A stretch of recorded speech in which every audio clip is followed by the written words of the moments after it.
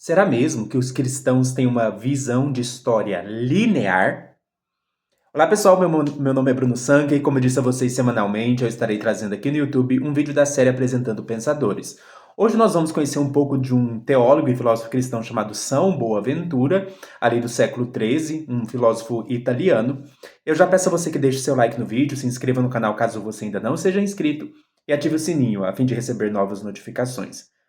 Vamos conhecer um pouco do pensamento de São Boaventura a partir do seu texto Itinerário da Mente em direção ao divino, né? Itinerário da mente em direção ao divino, onde ele vai trazer, né, uma concepção muito interessante que vai desafiar um pouco uma noção que a gente ouve muito por aí, que é a ideia de que os cristãos têm uma noção de história linear, enquanto, por exemplo, os orientais têm uma noção de história circular. Né? A gente vê muito essa simplificação por aí. E o que ela significaria? Significaria que para os cristãos a história tem começo, meio, fim. Então é uma noção de história e de tempo linear. Enquanto para os orientais é uma visão circular, porque é uma espécie de eterno retorno, né? Então você nasce, você vive, você morre, reencarna, nasce, vive, morre, reencarna, e também tem círculos ou eras do universo. Bem, talvez essa noção não seja muito verdade, ou não esteja muito adequada. Né? Vamos aqui um pouco, como é que a gente pode questionar um pouco dessa simplificação. Primeira coisa, a história cristã. O que é o fim da história cristã? O fim da história cristã também é o começo. Né? Eu não sei se vocês conhecem a doutrina cristã de como são os atos temporais da história. A gente tem criação, a gente tem queda, e a gente tem redenção e consumação. Então, a criação é quando Deus cria o universo perfeito, o paraíso e tudo mais. Depois a gente tem a queda, quando entra o pecado no mundo, traz imperfeição para o mundo. Aqui, né, é meio errado porque não é perfeito no sentido máximo, né? A criação ela ainda podia evoluir ou progredir em termos de perfeições, mesmo quando ela saiu das mãos do Criador, ela não era perfeita no sentido máximo de perfeição possível, mas ela era perfeita no sentido de não estar contaminada pelo pecado. Então a gente vai ter o pecado ele vai meio que estragar a criação, né? Isso é a queda. Depois nós temos a redenção, que é a obra de Cristo para salvar a humanidade caída. E nós temos a consumação, que é os novos céus e a nova terra, quando a criação é, olha essa palavra, restaurada. Então perceba que, na verdade, o fim na visão cristã é um recomeço. Né? A Bíblia fala em Apocalipse capítulo 21 que Deus cria novos céus e nova terra. A mesma expressão de Gênesis 1, quando diz assim, aqui no princípio Deus criou os céus e a terra. Então Deus, na verdade, está renovando a criação. Romanos capítulo 8, por exemplo, fala que a criação geme em dores de parto, esperando a sua restauração. Atos, acho que 3:21, algo assim, fala que a criação espera o tempo da restauração de todas as coisas. Então, na verdade, a visão cristã é que o fim é um recomeço, é uma restauração do estado original. Então, se a gente pega o fim é o recomeço, então a gente tem uma visão circular. A gente começa com a criação, com o paraíso original, nós temos a queda, o pecado, nós temos a obra redentora, e com isso nós temos um retorno ao paraíso, uma restauração do paraíso original. Outra questão também, né? Muitas pessoas falam, olha, a visão cristã é linear porque ela tem começo, meio e fim. Tem mesmo? Vamos lá. Qual é o fim? Aqui a gente vai começar a desfazer uma ideia errada que as pessoas têm do paraíso na teologia cristã.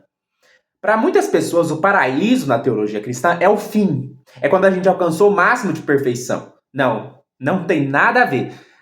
O que é o paraíso na visão cristã? O paraíso é só o começo de um recomeço. Né? O paraíso não é quando a humanidade alcançou o máximo de perfeição.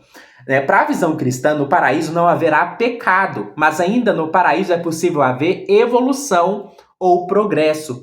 Por que isso ainda é possível? Porque só Deus é completamente perfeito no sentido máximo. Então, mesmo o céu, mesmo o paraíso, ele não é perfeito em sentido máximo. Ele não tem imperfeições pecaminosas, mas ele não é perfeito em sentido máximo. De acordo com a visão cristã do paraíso, no paraíso nós ainda vamos desenvolver e ter muito tempo para desenvolver as nossas habilidades cognitivas, as nossas habilidades físicas, o nosso conhecimento de Deus, o nosso conhecimento do universo. Então, no novo céu e na nova terra, nós ainda vamos ter progresso científico. No novo céu e na nova terra, nós ainda vamos ter progresso teológico. No novo céu e na nova terra, nós ainda vamos descobrir novas verdades filosóficas. No novo céu e na nova terra, nós vamos ter tempo para desenvolver as nossas habilidades cognitivas e físicas. Então, a visão cristã não é de que o fim da história é o fim literal, porque na verdade é só o começo de um processo eterno de aprimoramento humano e de conhecimento da criação. Nós, no primeiro dia no céu, a gente não vai saber tudo. No primeiro dia do céu, nós não vamos ter as nossas habilidades físicas no seu máximo. No primeiro dia do céu, nós não vamos conhecer toda a ciência. No primeiro dia do céu, a gente vai começar a engatinhar, na verdade, e aprender coisas novas. Então, essa história de que para o cristão a história tem começo, meio e fim, não é muito verdade. Não tem esse fim, porque o fim, na verdade, é um recomeço. Mais do que isso, os cristãos acreditam que tem um fim da história do pecado, mas não um fim da história humana. Quando Deus criar novos céus e nova terra, nós ainda teremos muito que aprender, nós ainda teremos muito que evoluir, nós ainda teremos muito que crescer. O fim, na verdade, é só o começo de uma nova história. É só o começo de uma nova história. Então, essa noção de que para os cristãos o tempo e a história eles têm começo, meio e fim, não é muito verdade. E não é uma linha onde o começo está aqui e o fim está lá. Não, na verdade, o fim é o começo, que é quando Deus criou o paraíso perfeito. No entanto, esse começo, e aí vai ser muito importante da gente colocar, esse começo, o começo original, ele não está no mesmo grau de evolução do recomeço. Porque o que acontece? Qual que é a visão cristã? Na visão cristã, durante a história do pecado, né, então como que seria mais ou menos assim, né? Deus criou o universo perfeito, o paraíso, a criação perfeita, sem pecado, mas que ainda não era perfeito em sentido máximo, porque ainda era possível ter progresso científico, progresso filosófico, progresso teológico. Então Deus criou a criação perfeita, mas veio a queda. Né? O que teria acontecido se Adão e Eva não tivessem caído? Ora, a criação ia desenvolver. A gente ia aprimorar o nosso conhecimento, aprimorar a tecnologia, aprimorar a ciência, aprimorar as nossas habilidades físicas. Mas como teve a queda, né, foi incluído nesse processo a decadência. Então nós estamos vendo uma espécie de parênteses, né, digamos assim. Nesse parênteses, que é a queda, o que a gente tem? A gente tem decadência. A gente tem o pecado, a gente tem o sofrimento, a gente tem as imperfeições, a gente tem os erros filosóficos, os erros lógicos, a mentira, a falsidade, o engano. Mas nós temos também redenção. Cristo veio, morreu na cruz, a sua graça traz ainda algum grau, de restauração para o universo. Mais do que isso, né? Por mais que a gente tenha caído, a gente não perdeu tudo aquilo que a gente tinha de bom. A queda não quebrou completamente a natureza humana. É como um espelho quebrado, melhor assim dizer. A queda não tirou de nós a imagem de Deus, ela apenas danificou ela. Se antes a nossa imagem de Deus era como um espelho que a gente olha e vê claramente, agora com a queda é como se o espelho tivesse sido quebrado. Mas já viu aqueles espelhos que estão quebrados, arranhados, assim, porque alguém tá com uma pedra? Mas ainda é possível você olhar no espelho, você se reconhecer no espelho, apesar de estar tudo meio quebrado, meio fosco, meio distorcido. Então é assim que o universo está agora. E isso permite, então, que a gente produza algum tipo de progresso, porque ainda resta algo de bom. Então, ainda a gente consegue produzir algum grau de ciência, a gente ainda consegue produzir algum grau de conhecimento de Deus, de teologia, de filosofia. A gente ainda consegue desenvolver até certo ponto as nossas capacidades físicas. A gente não consegue evitar a morte, mas a gente consegue fazer academia, a gente consegue cuidar do nosso corpo, da nossa saúde.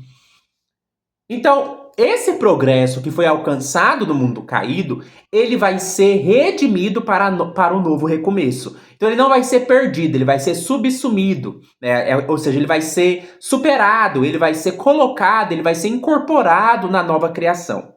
Então, tudo que o ser humano produziu de tecnologia, de ciência, de filosofia, de teologia, de aprimoramento físico, vai fazer parte do novo céu e da nova terra. Por isso é circular, mas é um circular que quando você recomeça, você carrega uma certa bagagem daquilo que você já andou. E aí sim, né, para o cristianismo, é agora que a história humana realmente começa como ela era para ser. Por isso a queda é um parêntese. Se a gente pega essa noção de história, a gente já vê que não é muito apropriado descrevê-la como linear. Porque o fim, na verdade, é um recomeço. E não existe fim de verdade. Existe fim da história do pecado. Existe fim do parênteses. Mas, né, quando chegar o fim da história do pecado, aí sim que a história humana, como ela deveria ser, que ela irá começar. Né? E aqui que entra, então, uma noção que é muito importante do São Boaventura, que ele vai falar que a concepção de tempo cristã ela é circular ascendente. E aqui a gente já vai diferenciar um pouco, né, duas noções circulares de história. Nós temos uma noção de circular de história que aparece no Oriente, que é aquela noção que é um ciclo de eterno retorno, que sempre se repete. Né? Como que seria, na visão cristã, uma noção circular desse tipo, né, de eterno retorno? A noção circular de eterno retorno ela faria com que, quando recomeçasse a história, teria o pecado de novo, teria as mesmas coisas outra vez. Então aí a gente está falando de uma concepção circular de eterno retorno. Essa não é a visão cristã, porque não haverá pecado.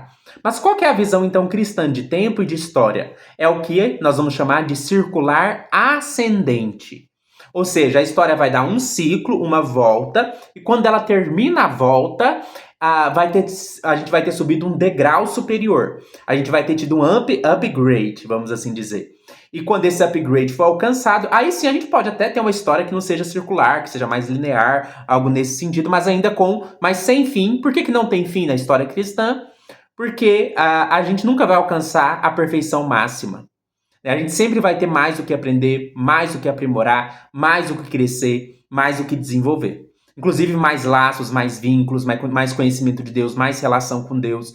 Então, na verdade, não tem fim. O fim fica aberto. Mas se a gente pega só esse parêntese, desde a criação até o retorno, o recomeço, a gente tem um círculo ascendente. Porque a gente vai dar uma volta, né? A história do pecado dela é um círculo que volta para o recomeço, mas com upgrade, porque quando a gente recomeçar, a gente vai trazer a bagagem de tudo de bom que foi produzido nesse primeiro círculo. Só que o São Boaventura falava, assim como a história cristã ela forma um círculo, ela não é uma linha, mas ela é um círculo ascendente, e aqui a gente diferencia, então, né? Os cristãos têm uma noção de tempo e de história que é um círculo ascendente, um retorno ascendente.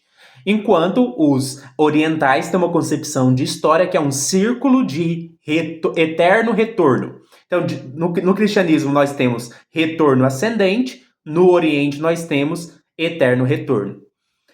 Mas isso também se aplica ao nosso desenvolvimento pessoal.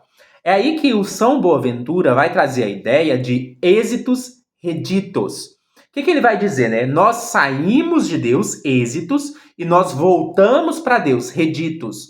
Então, a redenção é um processo circular. Nós temos a criação, nós saímos de Deus, com a redenção a gente retorna para Deus. Então, é um círculo. Como que é a noção aqui do São Boaventura? É como se a gente estivesse dirigindo um carro, né? Nós saímos do ponto de partida que é Deus, estamos dirigindo o carro, mas agora nós estamos indo numa direção que se afasta de Deus. O que é a redenção? A gente pega o caminho de retorno, então a gente vai retornar para Deus. Mas tudo aquilo que a gente conquistou nesse caminho, quando a gente voltar para o começo, a gente vai carregar essa bagagem e vai poder recomeçar com essa bagagem. Esse processo circular ascendente também se aplica ao processo da jornada da mente. A mente humana, você com a sua mente, buscando conhecer a Deus, buscando compreender a Deus, também faz esse processo de retorno ascendente. E como isso funciona? Você tem o êxitos, nós saímos de Deus, e o reditos, nós voltamos para Deus. Então a gente vai formar um círculo. E o São Boaventura falava que no centro desse círculo está o Logos, está o Verbo, está Cristo. Cristo é aquilo que orienta o círculo. Pense um compasso, né? Vocês já viram um compasso? A gente marca o meio do compasso, que vai ser o meio do círculo, e o compasso vai fazer o círculo. Então Cristo é como se fosse o compasso. Ele está no meio do círculo, delimitando o ponto central, e ele vai nos ajudar a fazer a volta, para a gente fazer esse círculo de retorno. E como que se dá esse processo, né? Não sei se vocês já viram, tem um meme, é claro que isso é uma edição, mas tem um meme de uma pessoa que ela sobe uma escada, mas quando ela termina de subir a escada, ela volta para o começo. Não sei se vocês já viram esse vídeo. Tem um cara numa escada, ele sobe a escada, e quando ele chega do outro lado, na verdade ele está no começo da escada. O círculo ascendente é mais ou menos assim. A gente está subindo, mas quando a gente chega, a gente está no começo. Só que nesse começo a gente está lá em cima ao mesmo tempo. Por isso que é uma coisa meio paradoxal. É um círculo de escada, é um círculo ascendente. Então, São Boaventura, além de usar a analogia do círculo, ele também vai usar a analogia da escada. Tem até uma obra de arte, né, mais ou menos assim, que brinca com essa coisa. Então, pense uma escada que depois que você sobe, na verdade você faz um movimento circular e volta para o começo. Mas você está lá em cima, você subiu degraus. E quais são os degraus, né, que a gente sobe? E aí o São Boaventura, para explicar esses degraus, ele vai trazer a imagem dos 7 dias da semana da criação. Deus criou o mundo em 6 dias e no 7º dia descansou. Então o trabalho de criação de Deus durou 6 dias e teve um repouso sabático. Da mesma maneira, esse trabalho de auto-retorno, de retornar a Deus o ser humano, também tem 6 degraus até que ele alcance o repouso sabático em Deus. Quais são esses 6 degraus? O primeiro degrau, de acordo com São Boaventura, é o mundo sensível, que ele vai interpretar como um vestígio de Deus. A criação, ela reflete Deus. A criação manifesta os atributos de Deus. A criação imita as perfeições de Deus.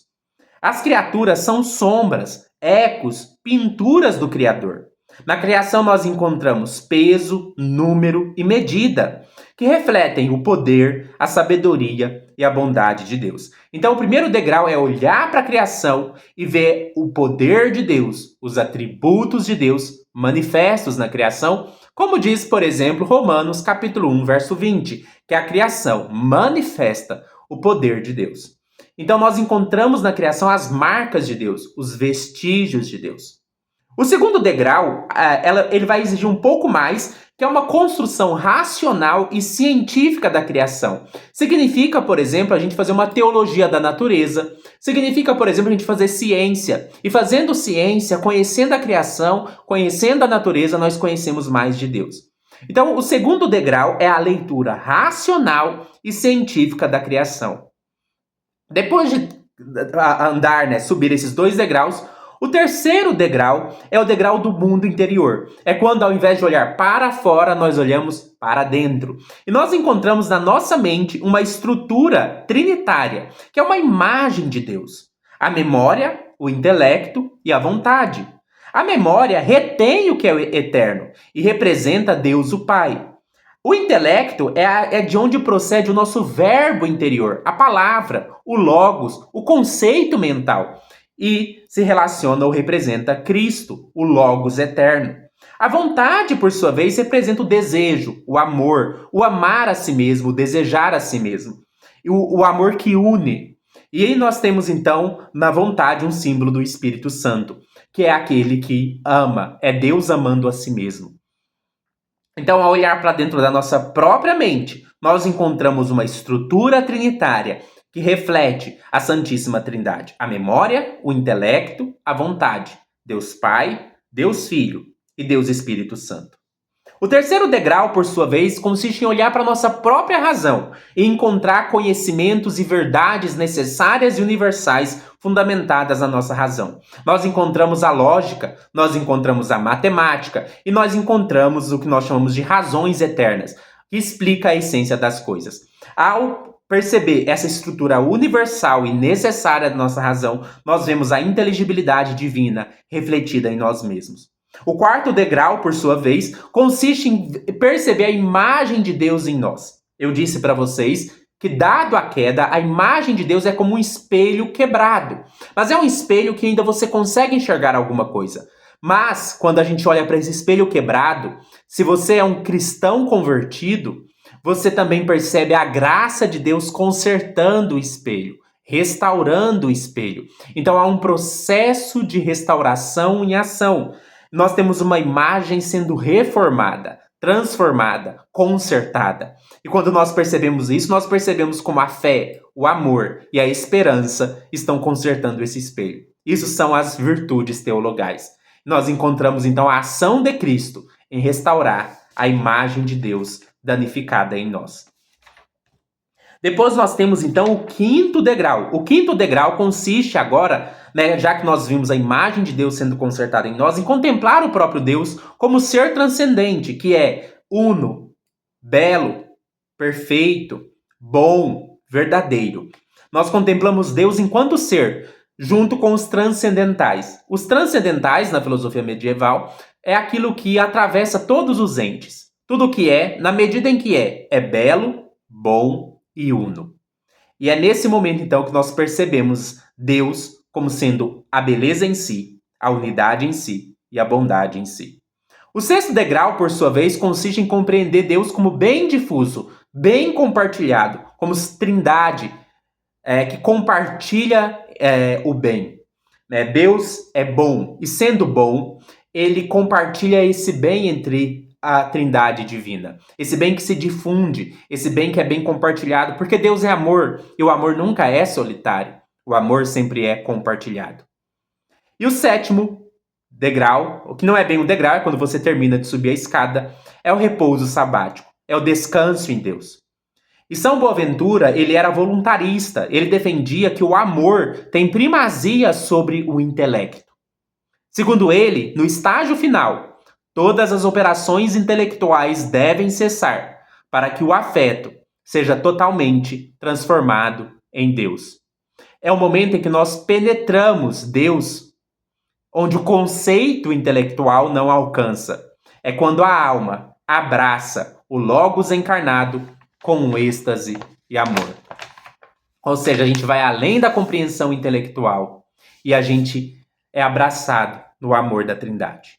Eu espero que vocês tenham gostado deste vídeo, tenham gostado de conhecer um pouco mais sobre o pensamento de São Boaventura. Deixa aí o seu like no vídeo, compartilhe o vídeo com quem possa se interessar. E na descrição do vídeo você encontra a minha chave Pix, caso deseje realizar uma doação de qualquer valor em agradecimento por este vídeo. Até mais!